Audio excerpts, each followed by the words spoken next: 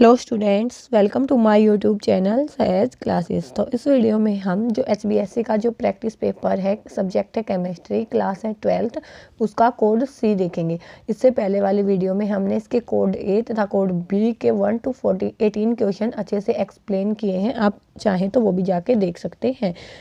तो इसमें सबसे फर्स्ट क्वेश्चन क्या है, what is unit of cryoscopic constant. Cryoscopic constant की जो यूनिट होगी, ऐसा यूनिट होगी, वो क्या होगी। तो क्रायोस्कोपिक कांस्टेंट का फॉर्मूला आपको पता होना चाहिए। जब हम ये लिखते हैं ना फॉर्मूला मोलर डिप्रेशन कांस्टेंट का, ये KF मल्टीप्लाई में M, जहाँ पे M होता है मोलैलिटी, ये होता है डिप्रेशन इन फ्रीजिंग पॉइंट, और अपना इसको हम बोलते हैं क्रायोस्कोपिक कांस्टेंट। तो यहाँ से जब हम इसकी वैल्यू बनाएंगे तो ये आएगा delta TF by M। M यहाँ पे मोलैलिटी होगी। मोलैलिटी को हम क्या लिखते हैं, mass of solvent, number of moles of solute divide by mass of solvent in kilogram. तो यहाँ पे हम लिखेंगे KF, ये डेल्टा TF HD, यहाँ पे आएगा number of moles of solute, divide by आएगा तो ये अप में चला जाएगा, यहाँ पे आएगा mass of solvent in kilogram. तो यहाँ से देखो हमने क्या लिखा कि KF है वो किसके इक्वल था, TF, टेम्परेचर है, तो टेम्परेचर की यूनिट क्या होगी, केल्विन। ठीक है, उसके बाद मास ऑफ सोलवेंट है, तो mass of solvent in kilogram, तो यहाँ से जो यूनिट आएगी वो आएगी किलोग्राम। नीचे number of moles of solute, तो मोल्स को हम मापते हैं मोल में, तो यहाँ से जो इसकी यूनिट आ जाएगी वो आएगी K किलोग्राम पर मोल। तो अपना जो ऑप्शन है कौन सा है, K किलोग्राम पर मोल। तो ऑप्शन B हो जाएगा इसका करेक्ट ऑप्शन। ठीक है, उसके बाद second, what happens to conductivity upon dilution of a strong electrolyte. जब हम डाइल्यूशन करते हैं, मतलब एडिशन ऑफ वाटर करेंगे स्ट्रॉन्ग इलेक्ट्रोलाइट में, तो उसकी कंडक्टिविटी पे क्या इफेक्ट होगा। तो जो अपना स्ट्रॉन्ग इलेक्ट्रोलाइट होता है वो इजीली डिसोसिएट हो जाता है, मतलब मैक्सिमम नंबर ऑफ आयंस होते हैं उसके, वो डिसोसिएट हो जाते हैं। तो इसका मतलब क्या होगा, जैसे ही हमने एडिशन किया है वाटर का, तो यहाँ से वॉल्यूम इंक्रीज होगा तो जो मैक्सिमम नंबर ऑफ इलेक्ट्रोलाइट है वो डिसोसिएट होगा आयंस में। इलेक्ट्रोलाइट डिसोसिएट इनटू आयंस जब maximum number of electrolyte dissociate होगी आयंस में, तो वहाँ पे आयंस ज़्यादा होंगे, जितने ज़्यादा आयंस होंगे उतनी ही ज़्यादा क्या होगी, वहाँ की कंडक्टिविटी होगी। तो यहाँ से हम क्या बोलेंगे कि जब हमने डाइल्यूशन किया है स्ट्रॉन्ग इलेक्ट्रोलाइट में, तो वहाँ से जो कंडक्टिविटी की वैल्यू है वो क्या होगी, इंक्रीज होगी। क्यों, due to increase in number of ions. उसके बाद थर्ड क्वेश्चन है, which of following is a secondary cell. Given examples में से हमने बताना है सेकेंडरी सेल क्या होगी। टू टाइप ऑफ सेल हम पढ़ते हैं, प्राइमरी और सेकेंडरी। प्राइमरी वो सेल होती हैं जिनको हम दोबारा यूज नहीं कर सकते, जैसे हमने एक बार यूज किया तो उनको फेंकना ही पड़ता है। जैसे अपने घड़ी के सेल होते हैं, तो उनको बार बार यूज नहीं करते, तो हम उनको फेंक देते हैं। उसके बाद सेकेंडरी सेल क्या होंगे, जिनको हम बार बार यूज कर सकते हैं चार्जिंग के द्वारा या किसी भी मेथड के द्वारा। जैसे एग्जांपल के लिए हम अपने मोबाइल की बैटरी लें, तो क्या होता है, उसको हम फेंकते नहीं है ना, एक बार लो होने के बाद वो वापस से रिचार्ज हो सकती है। तो ऐसे ही हम इसको क्या बोलेंगे, सेकेंडरी सेल क्या होगी, जिसको हम दोबारा यूज में लेके आ सकते हैं। इसका एग्जाम्पल हमने बताना है, तो इसका एग्जाम्पल क्या होगा, निकेल कैडमियम सेल। उसके बाद which of following is not a lanthanide. तो इसके लिए आपको पता होना चाहिए F ब्लॉक का, जहाँ पे आप चाहें तो चैनल पे जाके देख सकते हैं। F ब्लॉक के एलिमेंट बिल्कुल अच्छे से एक्सप्लेन किए गए हैं विद, मतलब आपको मेमोरी भी उसकी अच्छी से हो जाएगी, आप वहाँ से जाके देख सकते हैं। ये तो सीधा मेमोरी बेस्ड है, आपको पता होगा कि कौन सा F ब्लॉक में लैंथेनोइड्स में आता है, कौन सा एक्टिनोइड्स में आता है। तो यहाँ पे देखो थोरियम क्या है, एक्टिनाइड है, बाकी जो ये अपने बचते हैं वो क्या है, लैंथेनाइड है। तो यहाँ से जो ऑप्शन होगा सही वो होगा ऑप्शन A। हमसे पूछा है कि कौन सा एक लैंथेनाइड नहीं है, तो थोरियम एक एक्टिनोइड होता है। ये आपको तभी पता चलेगा जब आपको F ब्लॉक में जो एक्टिनोइड और लैंथेनोइड दोनों के एलिमेंट हैं वो अच्छे से याद होंगे। ठीक है, तो उसके बाद ही आप इसका पता चला पाएंगे। लैंथेनोइड होते हैं अपने 58 to 71, और जो अपने एक्टिनोइड होते हैं वो होते हैं 90 to 103। तो आप चैनल पे जाके देख सकते हैं। उसके बाद how many nitrogen atom can make a coordination bond in EDTA ion. जो EDTA आयन होगा उसमें कितने नाइट्रोजन एटम है वो कोऑर्डिनेशन बॉन्ड बना सकते हैं। नाइट्रोजन एटम पूछा है, पहले आपको इसकी स्ट्रक्चर का पता होना चाहिए, क्या होगी वो। देखो E का मतलब होता है इथाइलिन, इथाइलिन मतलब 2 कार्बन। ठीक है, उसके बाद इथाइलिन डाई एमीन, तो डाई एमीन हमें लगाना है, तो एक एमीन हमने इस साइड लगाया और एक हमने इस साइड लगाया, ठीक है।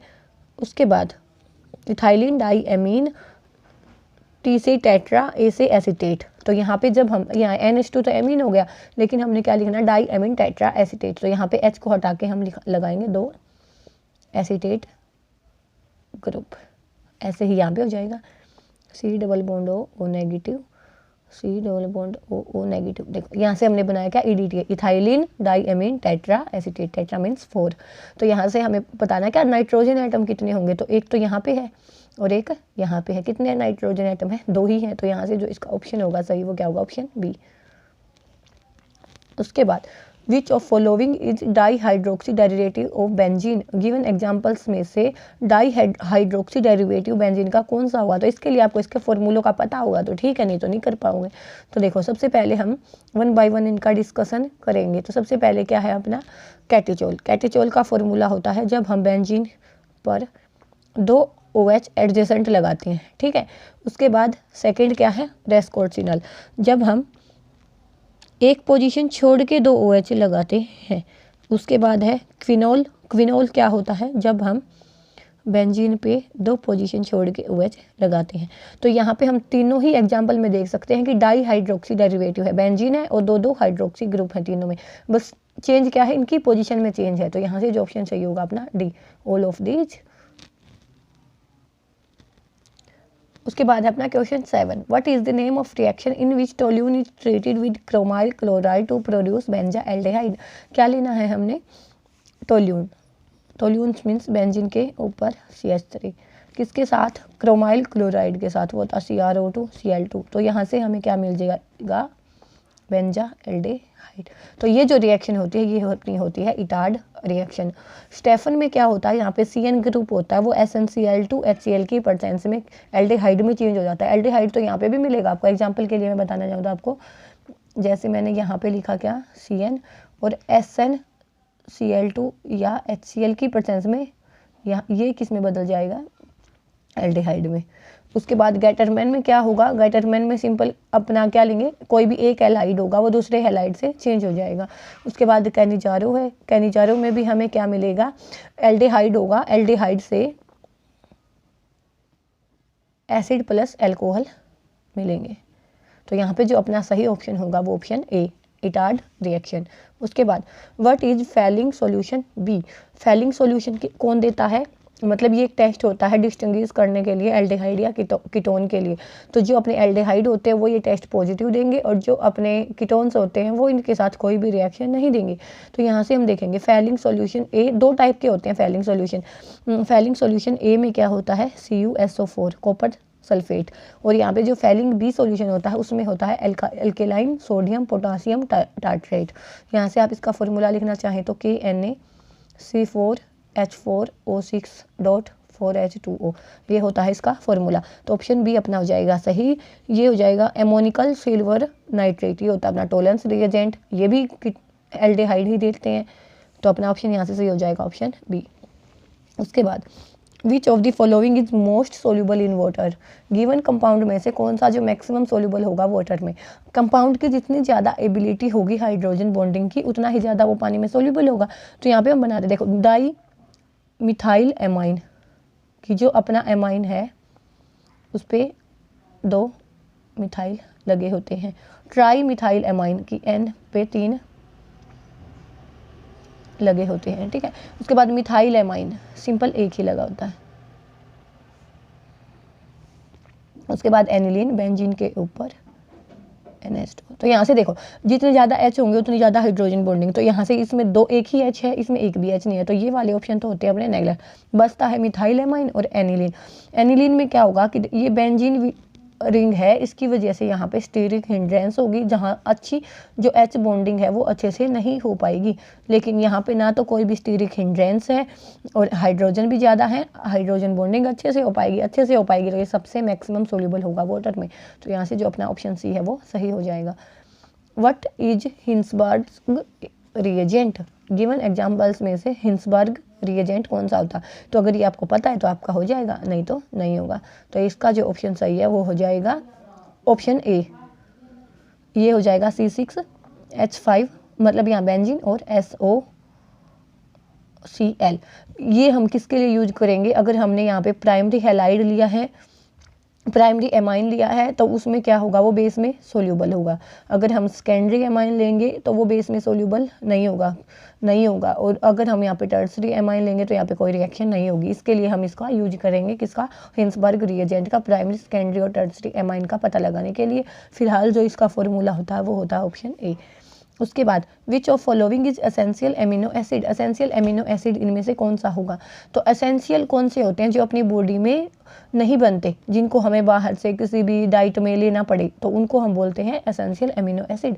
तो इसका जो एग्जाम्पल होगा वो होगा लाइसिन, ऑप्शन बी।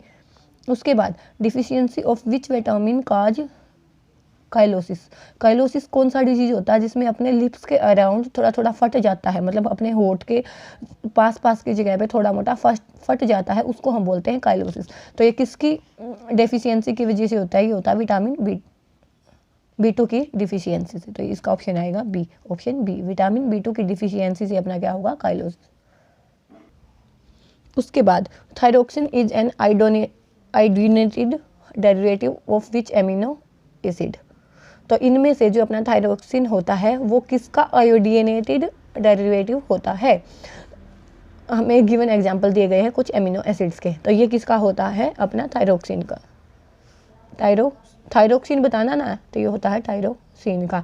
टायरोसिन में अपनी जो एक ग्रुप होता है उसमें हम आयोडीन का चेंज करेंगे। तो यहाँ पे OH, यहाँ पे NH2, H, वो OH। तो ये जो होता है अपना, ये क्या होगा, टायरोसिन। और इसका जो डेरिवेटिव बनाएंगे हम, उसमें यहाँ पे भी आयोडीन और आयोडीन का जो डेरिवेटिव बन के बनेगा वो तो बनेगा अपना थायरोक्सिन, और ये हो जाएगा टायरोसिन का स्ट्रक्चर। तो यहाँ पे जो अपना आंसर होगा वो होगा टायरोसिन। उसके बाद double standard helix structure of DNA is it's blank structure. जो डबल हेलिक्सिकल स्ट्रक्चर होती है DNA की, वो कौन सी होती है, वो होती है सेकेंडरी। तो ऑप्शन बी यहाँ से सही हो जाएगा। उसके बाद question 15, testosterone is a major sex hormone produced in males. ये आते हैं आपके असर्शन रीजन में, कि या तो असर्शन सही होगा या रीजन सही होगा, या तो दोनों सही होंगे या इनमें से एक सही होगा। ठीक है, ये हो सकता है दोनों सही हो लेकिन एक दूसरे की एक्सप्लेनेशन नहीं हो, तो यहाँ से मैं आपको साथ के साथ बताऊंगी। तो देखो, testosterone is major sex hormone produced in males, तो ये बात सही है कि जो अपना टेस्टोस्टेरोन हार्मोन होता है वो मेल्स में होता है। उसके बाद testosterone participates in control of menstrual cycle. तो ये बात तो यहाँ पे आपस में ही कॉन्ट्राडिक्ट हो गई कि कैसे मेंस्ट्रुएशन साइकिल में कैसे पार्टिसिपेट करेगा ये। तो ये अपना हो जाएगा गलत, और ऑप्शन अपना असर्शन हो जाएगा सही। तो यहाँ पे हम लिखेंगे ए इज ट्रू। ऑप्शन दिए गए होंगे आपको, इसके ऑप्शन ज़्यादा बड़े थे इसलिए मैंने लिखे नहीं।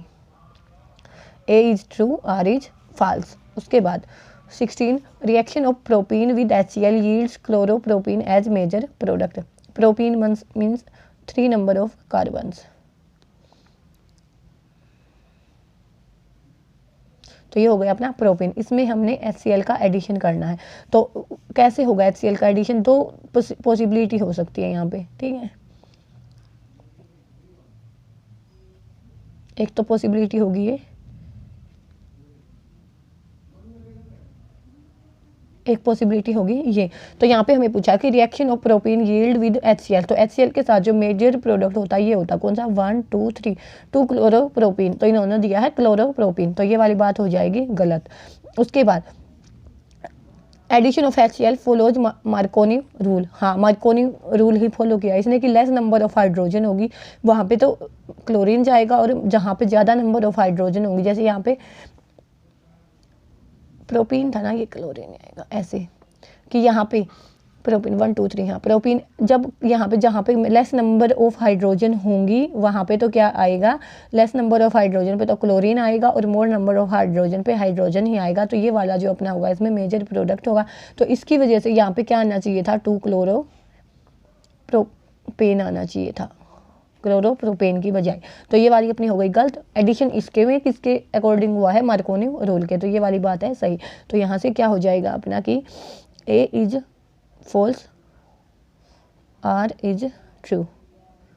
उसके बाद question 17, unit of rate constant for radioactive decay is time inverse. तो यहाँ पे देखो unit of rate constant radioactivity का कौन सा होता है, फर्स्ट ऑर्डर रिएक्शन होता है, और फर्स्ट ऑर्डर रिएक्शन होता है। तो ये बात बिल्कुल सही है कि उसकी जो यूनिट है वो टाइम इनवर्स होगी, लेकिन radioactive decay pseudo first order reaction ऐसा नहीं होता, वो फर्स्ट ऑर्डर रिएक्शन होती है, ना कि स्यूडो फर्स्ट ऑर्डर। तो यहाँ पे अपना क्या हो जाएगा, A is true, assertion is true but reason is false। उसके बाद लास्ट है 18, air is an ideal solution. Ideal solution क्या होता है कि जो एक रेंज हम देंगे उसमें वो चीज़ फॉलो होगी, उसको हम बोलते हैं आइडियल सॉल्यूशन है। हर एक स्टेप पे देखेंगे तो वो चीज़ वहाँ पे फॉलो होती मिलेगी। Air is an ideal solution, लेकिन एयर को हम आइडियल सॉल्यूशन नहीं मानेंगे, क्योंकि ये नहीं है कि यहाँ पे जितने अमाउंट हमें मान लिया एक जगह पे डस्ट ज़्यादा एक जगह पे कम है तो उसको हम एक आइडियल सॉल्यूशन मान के नहीं चल सकते। तो यहाँ पे आइडियल सॉल्यूशन ये तो गलत हो जाएगा। और दी solution which obey Raoult's law over the entire range of concentration, ये बात सही है कि गिवन कंसंट्रेशन पे अगर हम किसी भी पॉइंट पे वहाँ पे देखेंगे तो वो राउल्ट्स लॉ को ओबे करेंगे, तो वो होते हैं अपने आइडियल सॉल्यूशन। तो यहाँ से बोलेंगे A is false, R is true. तो यहाँ पे अपने जो 1 to 18 क्वेश्चन है सोल्व होते हैं। इससे पहले हमने कोड ए कोड बी को भी अच्छे से एक्सप्लेन किया, आप चाहे तो वो भी जा के देख सकते हैं। कोई डाउट है तो आप कमेंट में पूछ सकते हैं, नहीं तो नेक्स्ट वीडियो में मिलेंगे नेक्स्ट टॉपिक के साथ। तब तक के लिए धन्यवाद। Thanks for watching my video.